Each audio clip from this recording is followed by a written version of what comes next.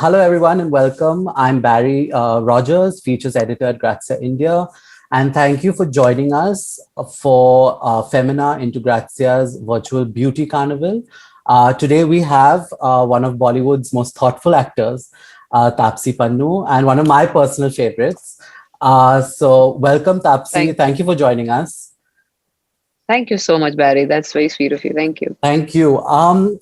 Beauty, I mean, beauty, the conversation around beauty has sort of escalated, sort of has evolved, in the months since lockdown was imposed last year. I think Hmm. one of my first questions to you, I think an obvious question, but I think something that can be defined person to person. How has beauty Hmm. evolved for you? And has beauty taken on a new meaning for you post 2020, considering we've had such a difficult year last year? Actually, it didn't change much because of 2020 in particular, Hmm. because I kind of like changed my idea of beauty sometime before that itself.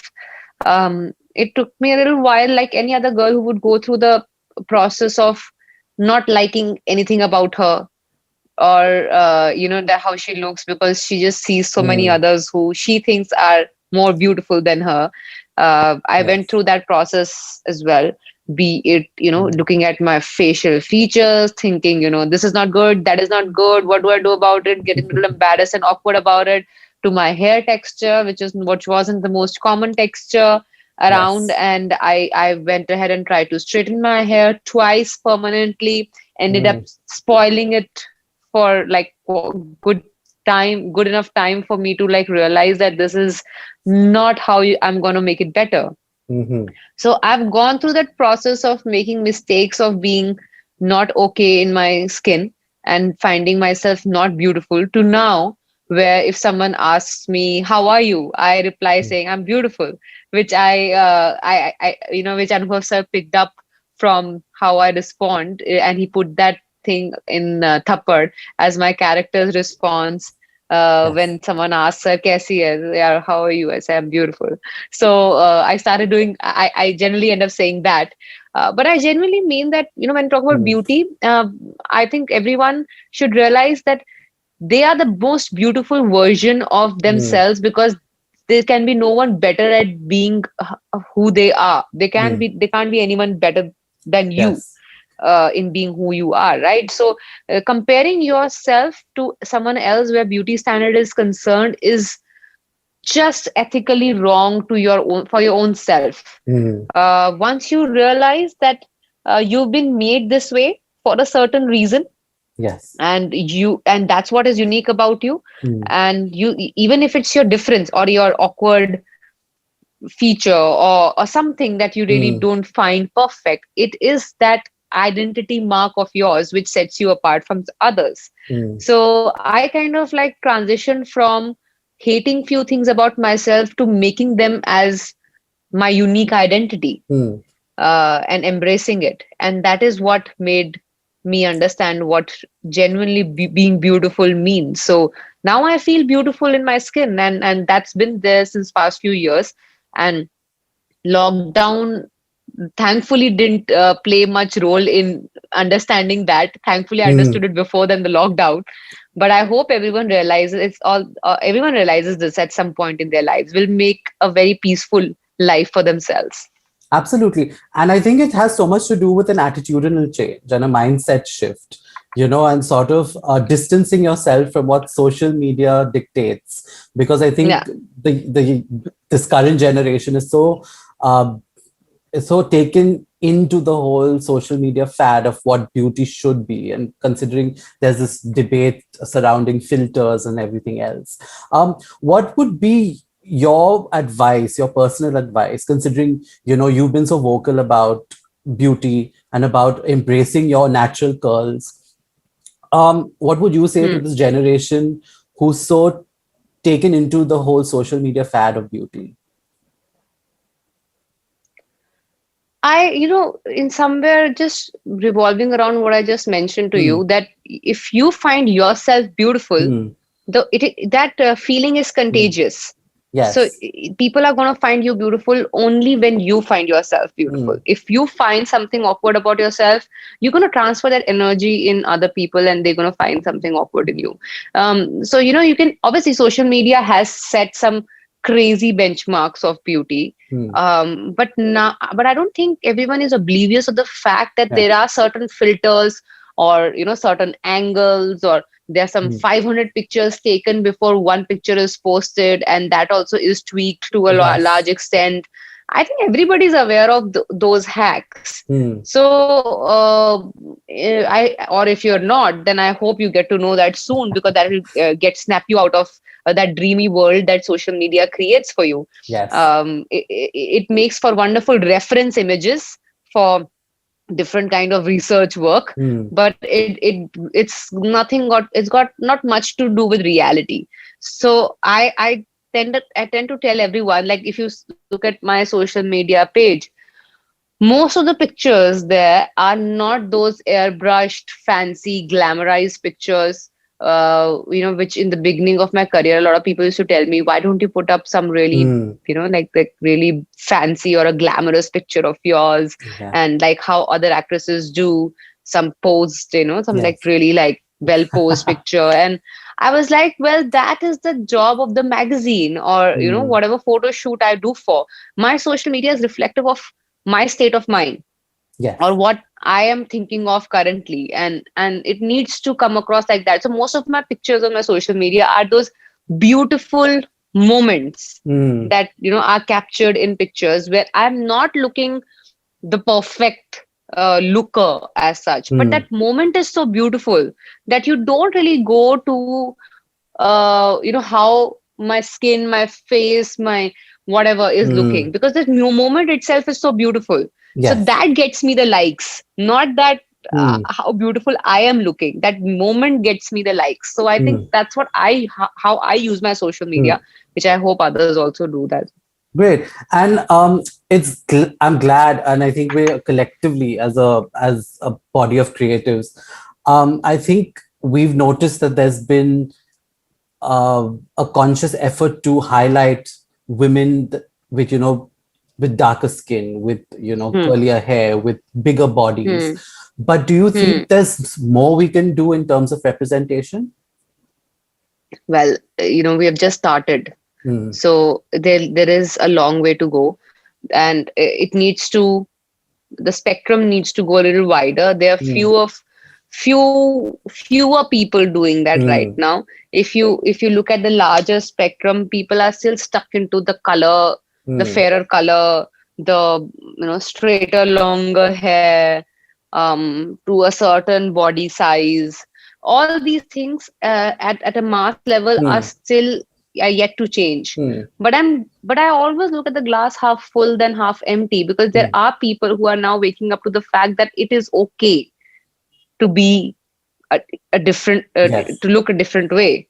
So at least there's a start, and then there's a long way to go until it becomes normalized and it's not considered as a special, unique, Mm. good thing. Mm. That normalizing needs to happen, which will equate all hair textures, all skin colors, all body types at the same level. And are there any particular stereotypes you'd like to sort of see the media or social media in a way banish? I mean, banish is a harsh word, but some a stereotype that you think doesn't deserve the limelight anymore.